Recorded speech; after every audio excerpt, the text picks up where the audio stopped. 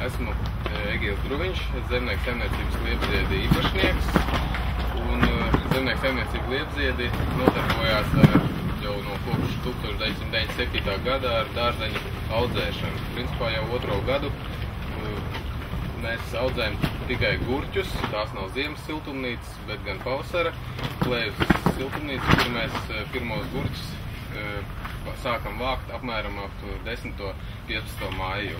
No sākuma arī šī tirdzniecība vairāk notika haotiski, dažādi individuāli pats brauc pa visādiem tirgiem un bāzēm, kuras nesamaksāja daudz kur, un līdz ar to, kā zemniekam, kurš grib kaut ko attīstīt, ir pagrūti pašam skraidīt pa Rīgu un vēl darbus kārtos saimniecībā.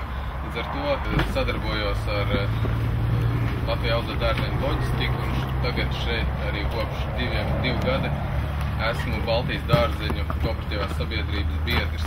Un pateicoties šī sadarbībai, es vairāk pūles varu pielikt šīs produkcijas kvalitātes celšanā un sekot līdzi visiem šiem procesiem no A līdz Z. Manā meitenē patīk tieši pats sākums, kad mazie gurķīši veidojās, tad viņi arī uztver kā mazu bērnu, kurš ir jāapčubina un citreiz pat kaut ko parunājās, un līdz ar to tā sirsnība arī pret šo gurķi ne tikai kā priekš biznesa, bet arī kā tā ir tāda sirdslieta.